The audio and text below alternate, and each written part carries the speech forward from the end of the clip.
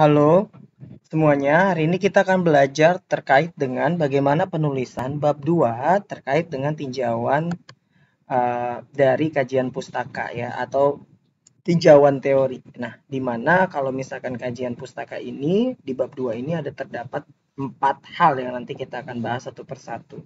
Yang pertama adalah tinjauan pustaka, yang kedua penelitian terdahulu, yang ketiga adalah kerangka konsep penelitian, yang keempat adalah hipotesis. Nah, bagaimana sih kalau kita menggunakan, langsung saja kita masuk ke pengertian dulu dan juga nanti bagaimana caranya kita mengerjakan bab 2 supaya tidak ada lagi koreksi pada saat nantinya kalian sidang KTTA. Oke, kita lanjut ya.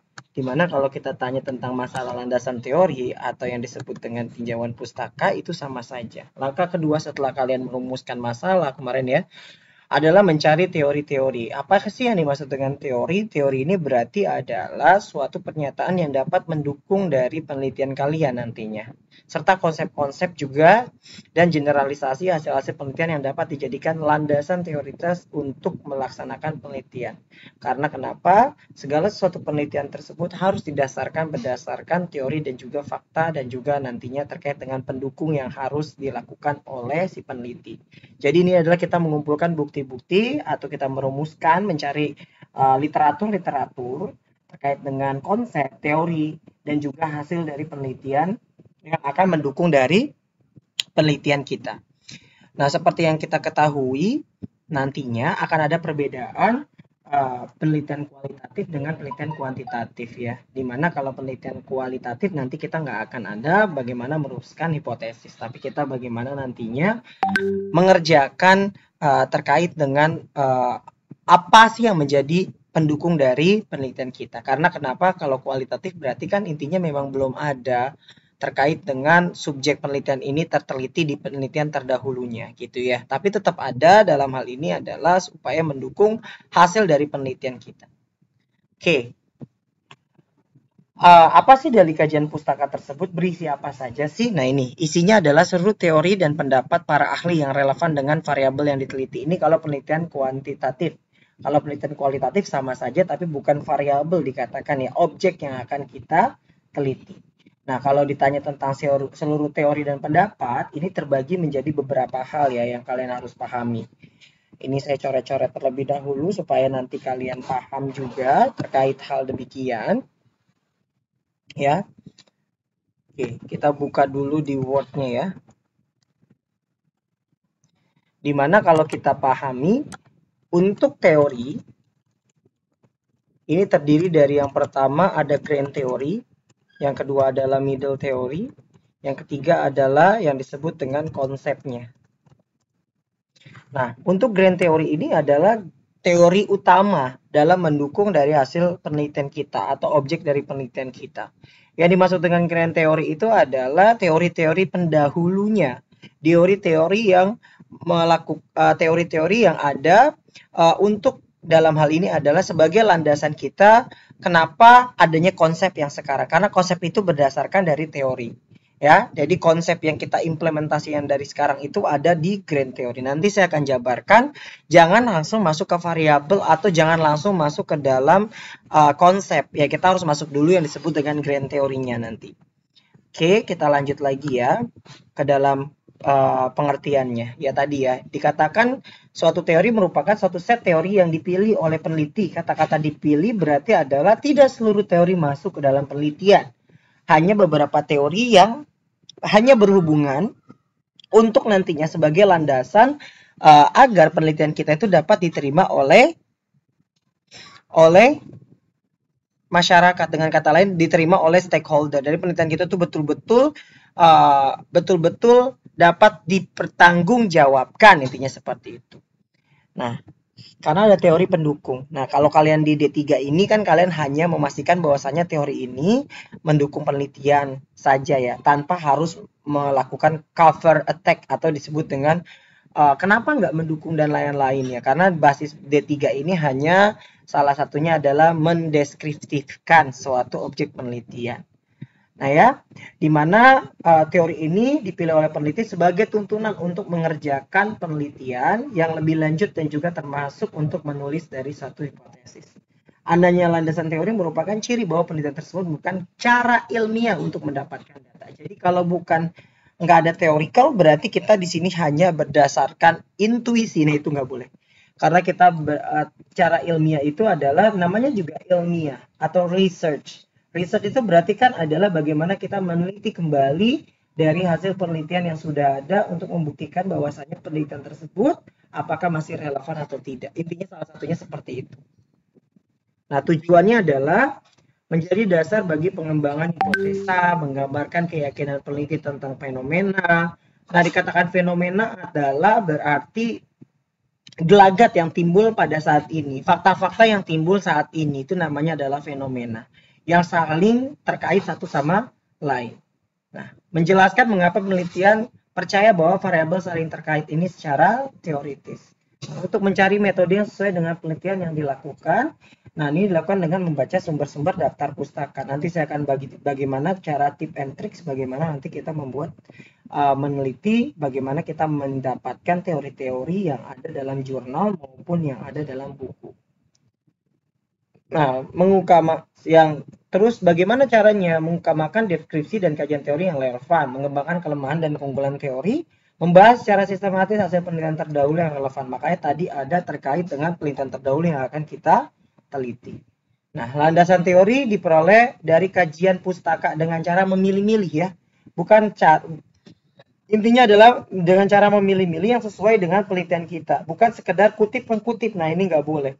Cantumkan referensi yang digunakan. Kalau kita nanti ada terkait dengan teori A, berarti kita harus masukkan tuh teorinya, pendapatnya siapa. Jangan sampai kita tidak memasukkan teori tersebut karena itu berakibat fatal. Ya, kita nggak boleh. Dapat berbentuk uraian kualitatif, model matematis atau persamaan-persamaan. Ini kalau ada kalau ada rumus dan lain-lainnya ya. Teori yang ditulis harus lengkap dan detail sehingga memiliki pijakan yang kuat dalam melakukan penelitian. Contoh yang gampang, kalau kita mau ngambil terkait dengan pajak, kalian harus bersumber dulu lewat mana. Pajak ini merupakan sumber penerimaan negara. Kalian bahas dulu terkait dengan makroekonominya. Ya, karena pajak merupakan salah satu dari bidang makroekonomi. Jangan langsung pajak gitu ya. Ini yang nggak boleh. Kita harus juga lihat dari terkait dengan teori pendahulunya. Contoh, teori gaya pikul, teori kesejahteraan. Nah, itu juga harus kita kaitkan kalau berhubungan dengan pajak. Karena pajak itu salah satu poinnya adalah untuk mensejahterakan bagi para stakeholder. Kenapa saya bilang stakeholder? Karena pemerintah sejahtera, rakyat sejahtera, semuanya sejahtera. Karena pajak merupakan sumber pendapatan yang digunakan untuk memakmurkan, setinggi-tingginya adalah kemakmuran rakyat, kan begitu. Nah, kesalahan yang sering terjadi adalah terjebak untuk menguraikan segala hal yang berasal dari referensi tanpa memperhatikan relevansinya. Jadi karena kita tadi saya bilang harus semua teori masuk, dimasukin semua. Contoh, kalian belajar tentang masalah nanti terkait dengan ini. Contohnya yang gampang adalah kamu ngambil pasar modal tapi karena kamu jurusannya pajak, kamu ngambil terkait dengan pajak, pengertian itu nggak relevan gitu loh. Apalagi judulnya nggak ada hubungan sama analisis teknikal. Nah, teknikal sama akuntansi nggak ada hubungannya gitu ya. Itu nggak ada hubungan. Jadi akuntansi adalah nggak ada hubungannya sama teknikal. Teknikal kan melihat pola dari market seperti bagaimana melihat pola dari satu market. Nah, kalau bidang akuntansi pajak, kamu misalkan terkait dengan ngambil akuntansi ya. Misalkan contoh terkait dengan SAK etap. Nah, SAK etap itu nggak usah. SAK etap itu berarti entitas tanpa akuntabilitas publik. Kamu nggak usah mentang-mentang kamu jurusan perpajakan, kamu masukin pengertian pajak, jenis-jenis pajak, nggak usah. Nggak ada relevansinya. Begitu juga kalau pajak sama akuntansi masih is okay. Apalagi kalian melihat terkait dengan laporan keuangan PPh Badan, itu masih masuk akuntansi. Tapi kalau tadi kamu bahasnya terkait dengan akuntansi, terus terkait dengan auditing, nggak ada hubungannya sama pajak. Nggak usah lagi pengertian pajak adalah, nggak usah. Karena yang konsep yang kamu bahas bukan, apalagi audit, misalkan audit delay, nggak ada hubungannya sama pajak. Terus misalkan kamu terkait dengan penyajian, misalkan audit operasional. Nah, efisiensi, efektivitas sama ekonomis. Nah, itu nggak ada hubungannya sama pajak daerah. Nah, nggak usah dimasukkan ya. Jadi memang jangan sampai kalian karena jurusannya pajak, apa-apa berhubungan sama pajak dimasukin ke bab 2. Nggak kayak gitu caranya. Sumber pustaka yang baik adalah yang pertama relevan dengan penelitian, dengan tema dan topik yang diteliti. Yang kedua adalah muktahir, bukan sumber pustaka yang sudah usang. Maksudnya yang sudah usang itu gimana sih? Memang kita harus masukkan grand teori, tapi grand teori yang masih mendukung dari daftar pustaka kita. Ya, jangan sampai nantinya sumber pustakanya sudah nggak ada hubungannya sama relevansi sekarang. Contoh, kita kan sudah Indonesia berbasisnya penerapan terkait dengan pedoman akuntansi kan menggunakan PSAK yang berbasis PRS. Jadi kita nggak usah lagi terkait dengan sumber pustaka yang terkait dengan misalkan PSSB. Nah itu kan udah nggak ada lagi karena kita sudah nggak berbasis itu. Nah gitu. Nah berbobot ilmiah. Nah ini kalian terkait dengan pengambilan nantinya teori pendukung. Nah bukunya harus ada ISBN, jangan modul atau dari internet Wikipedia itu juga boleh. Kecuali dari websitenya langsung itu is okay. Kalau bisa dari buku yang sudah ada ISBN, karena siapa yang bisa bertanggung jawab atas modul saja itu nggak bisa ya. Perlu diperhatikan dalam mengutip mencuplik bahan dari sumber pustaka hendaknya memegang etika kaidah. Yang pertama adalah mencantumkan sumber, nama dan juga tahun supaya nanti kita tahu ini pengarangnya siapa, tahunnya di mana. Ada juga yang mencantumkan halaman, itu juga is okay. Nah, peneliti hendaknya menghindari praktek-praktek plagiarisme. Ya, itu nggak boleh ya. Kita menghargai lah sebagai peneliti. Karena kalau tanpa kita menghargai suatu tulisan, maka sama aja kita sebagai orang yang korupsi terhadap karya ilmiah kita. Dan satu lagi, kita nggak ada respect terhadap karya tulis orang lain. Nah, ini nggak boleh. Ini sebagai tindakan kriminalitas. Oke? Tinjauan pustaka. Semakin banyak seorang peneliti mengetahui, mengenal, memahami terkait dengan penelitian yang pernah dilakukan sebelumnya, yang berkaitan dengan topik-topik penelitian, nah semakin dapat juga dipertanggungjawabkan secara meneliti permasalahan yang dihadapi. Nah ini sebagai apa sih? Jadi banyak itu belum tentu bagus juga, tapi kalau sedikit itu juga nggak tentu bagus gitu loh. Maksudnya gimana? Yang pas atau yang relevan terkait dengan penelitian yang kita ambil. Gitu. Nah, sebagai peneliti menganggap tinjauan pustaka sebagai yang tidak penting sehingga dia asal usul. Nah ini tadi asal aja, masukin semuanya. Nah, ini nggak boleh ya. Penggunaan tinjauan pustaka mengungkapkan penelitian yang serupa dengan penelitian yang akan dilakukan.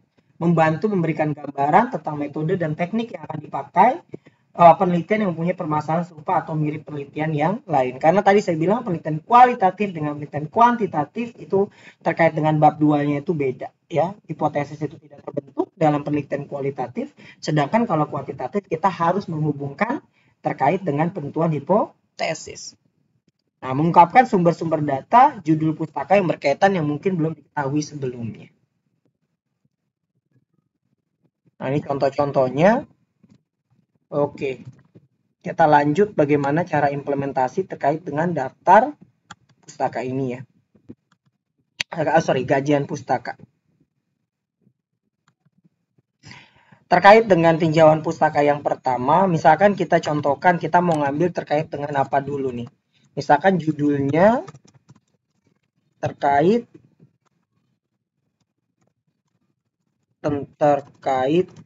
tentang misalkan ada yang banyak dari kalian kalau nggak salah kepatuhan ya, wajib pajak.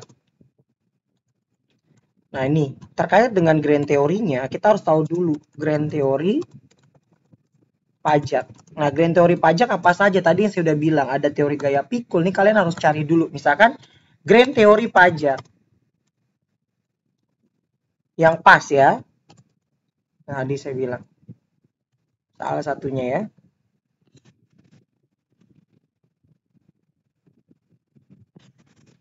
Nah kita lihat.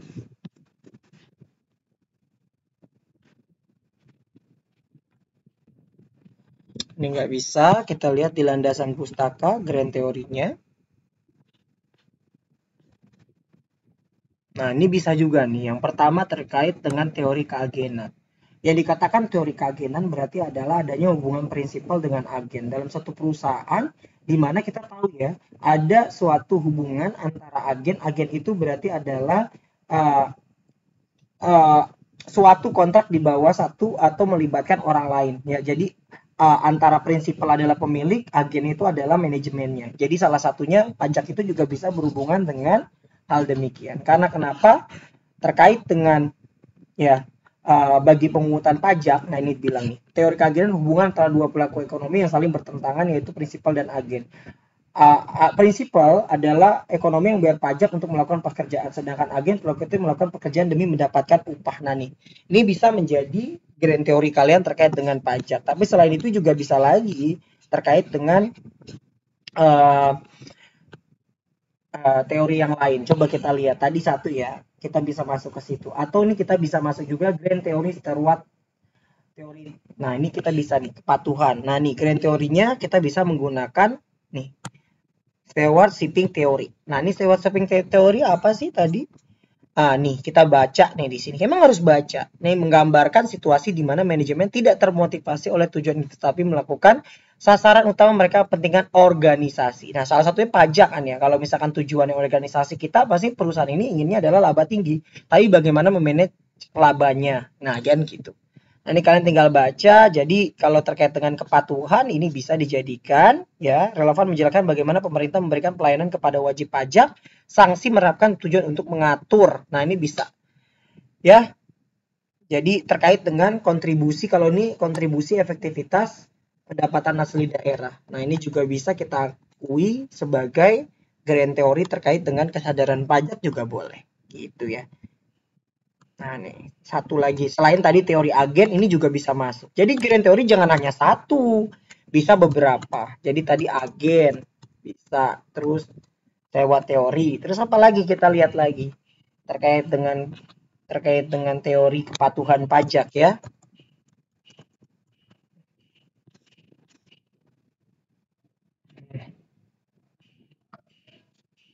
Nih. Kita lihat lagi. Kita harus baca. Beberapa kita harus baca ya.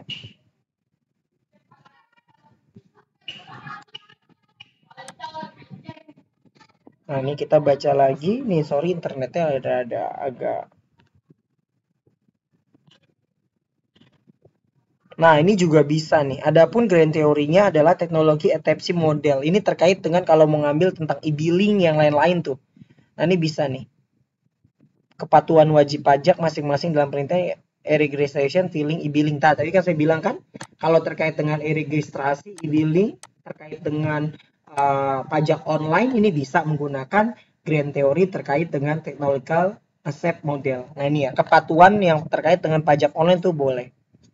Nah, nih, teori text fit dikembangkan oleh kemampuan teknologi membantu individu menyelesaikan tugas-tugasnya. Ini kalau yang terkait dengan bagaimana kepatuhan wajib pajak terkait dengan e-billing, e-filing itu boleh ya. Itu terkait dengan hal demikian. Oke, tadi grand teori sudah lihat ya. Jadi intinya adalah kalian baca-baca terkait dengan hal demikian gitu ya. Ini kalau misalkan terkait dengan kepatuhan wajib pajak. Tapi juga bisa kalian ambil terkait dengan yang lain. Nanti tinggal searching aja yang baca yang betul yang mana. Kalian baca yang pas yang mana. Terus tadi ada middle ya. Tadi saya bilang middle teorinya adalah, tadi ada teori gaya bakti, ini bisa nih. Nah, middle teori ini terkait dengan hubungan perilaku individu terkait dengan sifat norma, ini boleh. Ya. Nah, ini boleh nih. Grand teorinya ya. Terkait dengan teori plan behavior. Sekarang kita baca. Ini apa sih? Untuk apa sih? Artinya dalam bahasa Indonesia aja ya. Kita lihat. Perilaku terbentuk karena adanya niat, di mana niat tersebut dipengaruhi oleh sikap perilaku. Tadi kan kita mau lihat terkait dengan perilaku. Kepatuhan itu kan perilaku. Nah, ini bisa dimasukin ya. Memang kita harus baca-baca. Nah, ini tinggal kalian baca lagi. Pak, bedanya terkait dengan grand teori sama middle teori apa? Nah, ini kita baca ya, biar lebih jelas. Perbedaan, biar saya nggak nulis-nulis lagi, antara grand teori dengan middle teori sama applicative teori.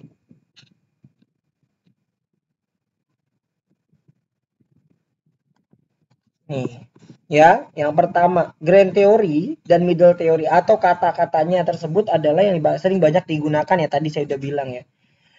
Nah, Kalau ditanya tentang grand teori berarti teori utama atau teori asal muasalnya. Contoh misalnya, mengapa penderita TBC banyak ditemukan berasal dari masyarakat kelas pekerja daripada masyarakat kelas menengah atas, atau mengapa penggolongan variasi pekerjaan didasarkan pada teknologi. Nah, kita lihat dulu terkait dengan grand teori tersebut apa, middle teorinya apa, sama teori aplikasinya apa. Nah, grand teori itu menjelaskan keseluruhan kehidupan sosial, sejarah maupun pengalaman manusia. Nah, grand teori pertama kali muncul pakar ekonomi. Grand teori menjalankan konsep keseimbangan atau pengambilan keputusan. Nah, itu terkait dengan middle grand teori. Jadi asal muasal teori tersebut kalian harus baca dulu. Nanti memang harus searching dulu, itu termasuk dari grand teori. Nah, teori keseluruhan atau garis besar. Jadi terkait dengan grand teori itu adalah teori keseluruhan atau garis besar. Sedangkan middle teori itu ada turunannya, lebih mengkerucut lagi. Kalau dibilang segitiga, grand teori itu segitiga terbaliknya yang paling atas gitu ya. Nah, kalau terkait dengan teori supporting ini langsung masuk ke dalam variabelnya. Tadi ya, terkait dengan variabel atau objek yang akan kita teliti. Kalau kalian tadi terkait dengan efisiensi, efektivitas, dan ekonomis, ini bisa masukkan ke sini. Supporting teori. Nah, tadi kalau misalkan kalian terkait dengan misalkan terkait dengan pajak tadi ya. Nah, kalian juga bisa terkait dengan makroekonomi. Masukin itu berarti middling teori kalau makronya. Karena pajak merupakan sumber dari makroekonomi. Tapi makroekonomi adalah teori turunan dari tadi ya, yang disebut dengan misalkan Stewart teori dan lain-lain. Nah, ini yang harus kalian pahami di sini. Jadi memang kita nggak asal masukkan saja ya terkait dengan hal demikian. Kalau yang tadi yang ketiga terkait dengan apply teori ya atau teori konsep. Nah, ini berarti langsung masuk ke dalam objek yang akan kita teliti. Contoh tadi terkait dengan pajak berarti kita ngambil terkait dengan pengertian pajak. Terus ada terkait dengan jenis pajak. Nah, misalkan kamu terkait dengan apa? Misalkan tadi kepatuhan. Apa sih yang dimaksud dengan wajib pajak? Kepatuhan itu apa? Dan lain-lain. Jadi memang ini langsung mengkerucut ke dalam objek penelitian. Nah, kalau kalian ada variabel, ini masukin variabelnya. Kalau kalian ngambilnya adalah kuantitatif. Nah, ini yang harus kalian pahami di situ. Oke, kita sudah bisa ya bagaimana membuat terkait dengan kerangka konsep ya atau tinjauan pustaka. Sorry, tadi kita bagaimana membuat terkait dengan tinjauan pustaka. Nah, sekarang kita terkait dengan penelitian terdahulu. Apa sih yang dimaksud dengan penelitian terdahulu? Yang dimaksud dengan penelitian terdahulu berarti adalah penelitian-penelitian yang sudah terbukti, yang sudah dipublish di jurnal-jurnal terakreditasi ya, jurnal-jurnal terakreditasi, sekali lagi saya bilang, yang bisa menjadikan dasar penelitian kita nantinya, yang mendukung penelitian kita. Yang mendukung, kalau yang nggak mendukung nggak usah dimasukkan ya, intinya yang mendukung. Terkait dengan hal demikian ya, terkait dengan tadi saya bilang bagaimana kita menyusun penelitian terdahulu, ini kita cari dulu. Nah, kemarin saya udah bilang kalian bisa ngambilnya di Google Scholar ya. Google Cendekia atau Google Scholar is okay ya. Masukin deh tuh judulnya apa, penelitiannya apa, misalkan terkait dengan kerangka tadi terkait dengan kepatuhan pajak. Nah, kalian cari di sini. Nah, itu banyak ya terkait dengan hal demikian, tinggal yang pas apa. Nah, ini kita lihat lagi dia sudah ISSN atau belum. Kalau belum, jurnal ini berarti belum terakreditasi. Ini belum ya. Kalau kita lihat di sini, coba kita lihat. Oh, kan belum ada akreditasi, maka is okay, nggak usah dimasukkan ya. Jadi nggak usah. Kalau kita lihat lagi di sini, Universitas Pancasila. Nah, sudah ada akreditasi, ada sintanya juga, maka ini sudah bisa dimasukkan. Memang kalau kita lihat terkait dengan hal demikian, kita harus teliti. Nah, terkait dengan tadi, sebelum kita masuk ke penelitian terdahulu, kita masuk dulu deh, bagaimana mengkutip terkait dengan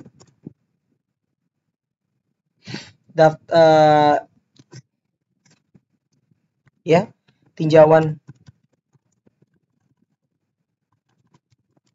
teorinya. Misalkan satu tadi kayak kalian lihat terkait dengan ini ya, pengertian ya. Nah nih, kalian bisa kayak gini nih. Nah, ini boleh menurut Agus Sunatman, nih boleh kayak gini. Atau kalian nanti boleh seperti ini juga. Di pengertian, terus habis itu di bawahnya adalah nama pengarangnya. Jadi memang kalau kalian paham terkait dengan hal demikian, ini wajib kita tulis. Pak, itu terus kalau yang kayak gini, ini kok nggak ada. Nah ini sebenarnya kalau misalkan kayak gini nggak ada, nih harus dipertanggungjawabkan. Ini kata siapa? Mungkin ini ngikut sama yang di atas. Tapi kalau kayak gini nih sebenarnya nggak bisa ya.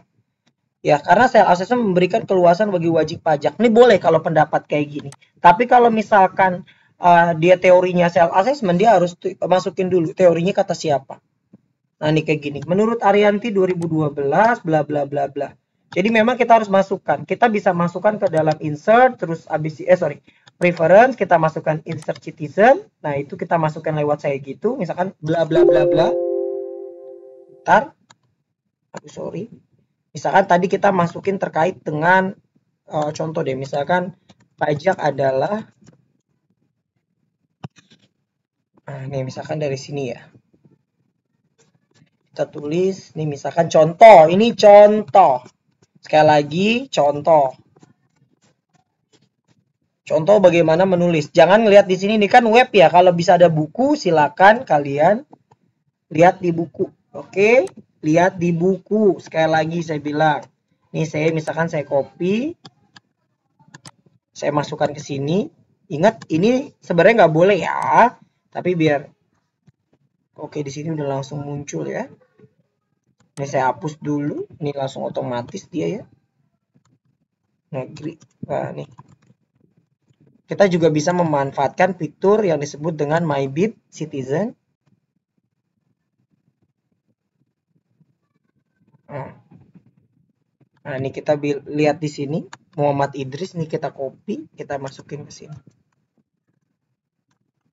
Nah, itu bisa juga kayak gini. Tuh ya, ini juga udah otomatis dengan demikian. Nah, terkait dengan biografinya nanti dia juga akan muncul secara otomatis nanti ya. Tapi ini nggak bisa muncul karena kita nggak menggunakan Mendeley. Kalau misalkan kayak gini kalian pisahkan, ini satu-satu ya kalau kayak gini ya. Tinggal kalian masukkan dari yang ini juga. Copy. Tuh ya. Terkait dengan daftar pustaka. Jadi memang kalian bisa menggunakan yang atasnya yang ini atau bisa menggunakan Mendeley. Tapi kalau untuk menggunakan Mendeley nanti ya saya akan ajarkannya ya. Karena ini butuh pembahasan tersendiri. Nanti saya bikin videonya lagi, kalian tinggal ngikuti saja.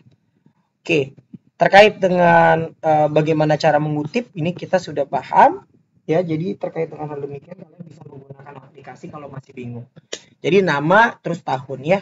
Terus terkait dengan buku gimana, sama saja. Tapi kalau buku lebih baiknya dikasih terkait dengan paragraf, halamannya berapa. Nah sekarang kita lihat lagi terkait dengan penelitian terdahulu. Saya maunya penelitian terdahulunya adalah nanti hampir sama dengan disertasi saya ya. Kalian menulisnya jangan asal tulis aja. Bentar, coba saya lihat.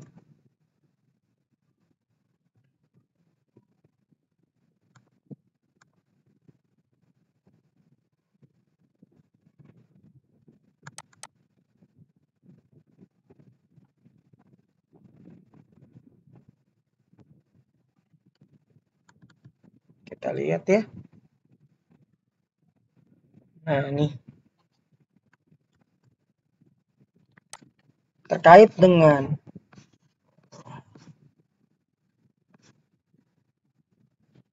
penelitian terdahulu. Wait a minute. Nih, kalian bikin tabel nanti seperti ini. Sekali lagi saya bilang, bikin tabel seperti ini, nanti akan ada tahun peneliti, judul penelitian, persamaan variabel sama perbedaan variabel. Kalau penelitian kuantitatif kayak gini, kalau penelitian kualitatif nggak usah. Kalau penelitian kualitatif nggak usah ada persamaan variabel sama perbedaan variabel. Kalian lihat tinggal hasil penelitian saja. Kalau penelitian kualitatif, Jadi nanti ada penelitian, judul penelitian, persamaannya apa, perbedaannya apa, hasilnya. Bagaimana kita mencari hasil? Ini tinggal kalian lihat aja di, misalkan kalian mau ngambil terkait dengan judul ini ya. Misalkan ya, kita copy. Hasilnya bisa lihat dari mana? Ini kita bisa lihat dari sini ya. Misalkan yang mana aja lah ya. Nah nih, hasilnya kita bisa lihat dari sini. The result of the research indicate that intellectual capital project with value have the positive and significant. Ini bisa kita ngambil di situ. The value. Jadi hasil penelitian ini mengidentifikasi bahwa intellectual capital dengan FAIC memiliki memiliki leverage berpengaruh positif dan signifikan terhadap nilai perusahaan atau PBV. Nah, gitu ya. Jadi antara intellectual capital dengan FWV akan menghasilkan peningkatan atau kebaikan dari dua arah. Jadi intinya seperti itu. Ya, better itu. Jadi saling terkait menimbulkan PBV ya. Jadi intinya seperti itu. Jadi kita bisa lihat dari situ, dari abstrak. Nah, ini penelitian dalam bahasa Inggris ya. Kalau pakai bahasa Indonesia tinggal kalian baca aja ya terkait dengan hal demikian. Oke. Itu terkait dengan penelitian terdahulu. Jadi penelitian terdahulu wajib seperti ini ya. Jangan nggak kayak gini. Jadi penelitian terdahulu nanti bikinnya peneliti, judul penelitian. Kalau penelitian kuantitatif kayak gini, kalau kualitatif tidak usah. Oke. Saya rasa bisa ya. Lanjut, kita lihat lagi kerangka konsep. Kalau ditanya tentang kerangka konsep, ini terkait dengan, ya kerangka konsep itu terkait dengan objek yang kita teliti. Ini contohnya saja ya. Karena saya adalah penelitiannya adalah kuantitatif, maka kerangka konsep saya kayak gini. Tapi kalau penelitian kamu kualitatif, nggak kayak gini nanti. Sebentar, nanti saya akan kasih contoh terkait dengan kerangka konsep kualitatif. Bentar nih. Ini kalau saya contoh penelitian kuantitatif, ya, kuantitatif. Oke, nih kerangka konsep saya kayak gini. Ini mengidentifikasikan variabel-variabel saya dan juga hipotesis nantinya. Ya, ini kalau penelitian kuantitatif. Bagaimana ini variabel X saya? Kalau dilihat ya. Ini variabel X saya, ini variabel Y1, ini variabel Y2. Ya, ini hipotesisnya. Ya, kalian gak usah kayak gini ya. Kalau penelitian kalau kalian kuantitatif biasanya cuma X1, X2 sama Y. Kalau di D3 ya. Ini karena saya terkait dengan S3 maka saya memang harus banyak terkait dengan variabel. Makanya hipotesisnya aja sampai ke, bentar, ini saya hapus dulu biar tidak nanti kalau ke save kan gawat ya. Ya, hipotesis saya kalian bisa lihat ini sampai dengan H11 ya. Kalau kalian lihat terkait dengan H11. Jadi ada 11 hipotesis. Nah, ini yang harus menjadi pemahaman kalian. Oke. Itu terkait dengan kerangka konsep, saya rasa juga kalian sudah paham terkait dengan kerangka konsep. Nah, tadi ya, bagaimana kerangka konsep terkait dengan kalau kualitatif. Bentar ya, coba saya lihat dulu dari punya anak Tamrin, karena BCM itu kemarin kuantitatif semua. Sebentar. Saya lihat dulu di sini. Gmail. Saya lihat punyanya si coba pajak PPH 21 Nena deh, Nena, bentar, Nena. Ini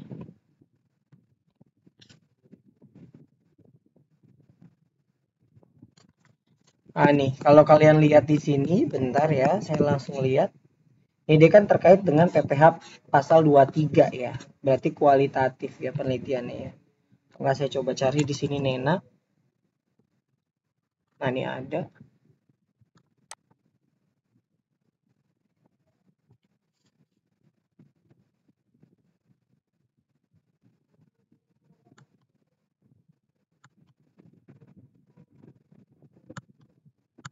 Nah, ini ada nih. Kita lihat lagi penelitiannya terkait dengan itu ya. Dia terkait dengan pajak, landasan teorinya dia pakai teori gaya pikul, teori kepatuhan, teori pembelajaran sosial, dan teori kepentingan ya. Jadi memang banyak ya dia ya. Nah, nih kerangka konsepnya dia. karena dia ngambil terkait dengan PPh 23 nanti perhitungan pembayaran pelaporan, jadi bentuknya saya gini. Dari PT KIS datanya mau melihat terkait dengan perhitungan penyetoran pelaporan pasal 23 menurut mereka, terus habis itu pencatatan pembayaran pajak penghasilan 23. Ini bukan hanya pencatatan ya, ini keseluruhannya juga menurut undang-undang, menurut perusahaan sesuai atau tidak. Ini namanya kerangka konsep. Jadi kita lihat dari terkait dengan hal demikian ya. Ini terkait dengan judulnya, dia mau lihat terkait dengan kesesuaian PPh pasal 23 di PT KIS. Gitu ya. Jadi memang harus kalian pahami ya terkait dengan kerangka konsep antara penelitian kualitatif dengan penelitian kuantitatif have something difference ya, jadi memang memiliki diferensiasi. Jadi kalian mau nggak mau, suka nggak suka, memang wajib kalian pahami dulu ya, kalian harus paham. Oke, kita lanjut lagi, terkait dengan kerangka konsep tadi udah ya, hipotesis. Nah, hipotesis itu berarti adalah jawaban sementara dari hasil penelitian. Ini biasanya hipotesis itu ada di penelitian kuantitatif. Dalam penelitian kuantitatif, saya contohkan punya saya bagaimana cara menyusun hipotesis yang betul. Cara menyusun hipotesis yang betul berarti adalah bagaimana kita menarik kesimpulan bahwasanya nanti variabel kita berpengaruh terhadap variabel dependennya. Jadi variabel independen kita berpengaruh terkait dengan variabel dependennya. Contoh, kita ngambil terkait dengan teori yang ada. Saya mau ngambil tentang profitabilitas terkait dengan intellectual capital. Saya menyambungkan bahwasanya profitabilitas itu apa dulu sih? Oh, ternyata profitabilitas memiliki tujuan. Ini dibuktikan lewat apa? Menurut pendapat ya. Sumbernya sudah jelas ya. Rasio profitabilitas atau rasio keuntungan adalah rasio yang digunakan untuk mengukur efisiensi aset bla bla bla bla bla. Itu kan? Nah, dengan menurut tingkat profitabilitas nih, saya masukin lagi teori. Jadi kalian tinggal baca, saya kasih juga contohnya.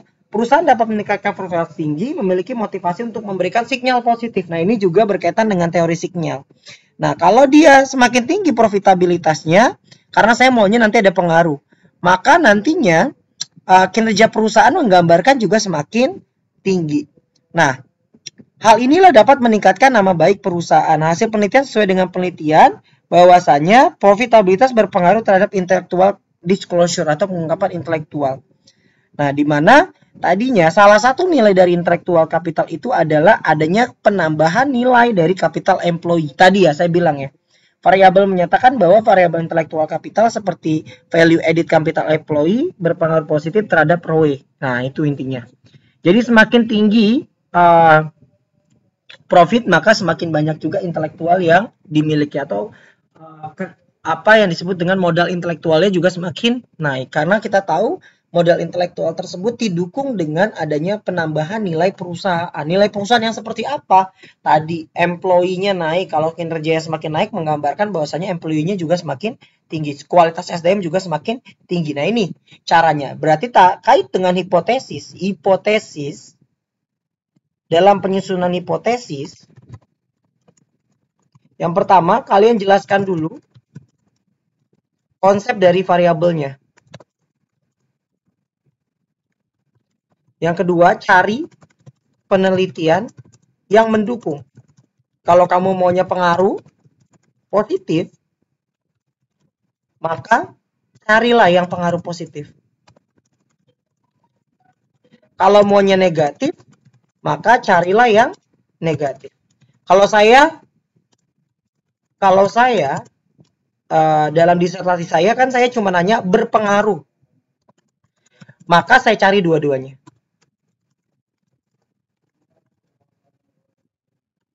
Ya, maksudnya gimana? Supaya nanti kalian kalau pada saat kalian hasilnya pengaruh positif udah ada terkait dengan penelitian pendukung, kalau pengaruh negatif juga ada penelitian pendukung gitu loh jadinya.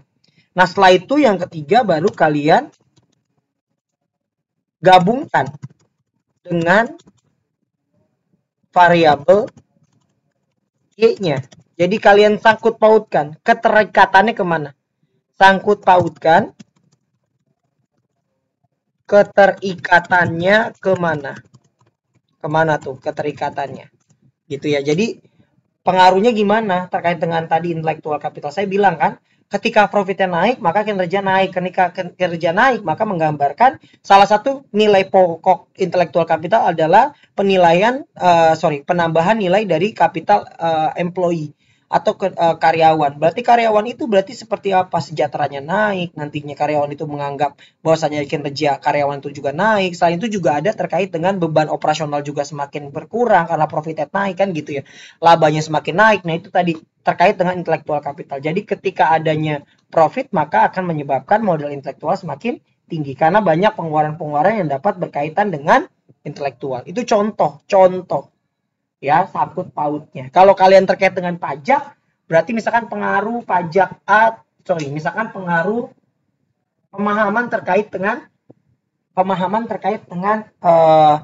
kepatuhan. Nah, kalian jelaskan dulu pemahaman itu apa, kepatuhan itu kayak gimana. Terus habis itu cari penelitian terdahulunya yang mendukung. Oke, karena pemahaman merupakan suatu tindakan yang kita lakukan ketika kita tahu terkait dengan pajak itu apa, bagaimana, sehingga dengan kita tahu terkait dengan pemahaman pajak yang lebih banyak, maka kita takut terkait dengan sanksi dan lain-lain, maka kita semakin patuh terhadap pajak. Mungkin seperti itu konsepnya. Jadi setelah tadi kalian udah dapat terkait dengan teorinya, kerangka penelitian, terus habis itu penelitian terdahulu yang mendukung, habis itu baru dikaitkan dengan keterikatan dari penelitian. Oke. Nah, bagaimana kalau penelitiannya kuantitatif? Nah, nih kalau kualitatif. Bagaimana kalau penelitiannya kualitatif? Maka nanti seperti ini. Kalian jelaskan. Dalam bukunya menjelaskan secara via hipotesis merupakan bla bla bla bla bla gitu ya. Ini menurut Hanafi. Ya, secara hipotesis merupakan profesi yang dirumuskan untuk melancarkan diuji secara empiris. Nah, karena di sini menggunakannya adalah penelitian kualitatif, maka penelitian dia menggunakan hipotesis untuk diuji secara statistik. Nggak ada dia terkait dengan hal demikian. Maka dalam penelitian kualitatif dia tidak ada terkait dengan hipotesis. Tapi tadi susahnya adalah pada saat kita mencari data dan juga pada saat wawancara. Tapi kalau penelitian kuantitatif gampang tapi belum tentu pengaruh. Oke, mungkin itu saja. Nanti kita sambung lagi bagaimana cara menyusun bab 3 dalam penelitian. Saya rasa cukup. Saya akhiri dengan mengucapkan alhamdulillah. Wassalamualaikum warahmatullahi wabarakatuh.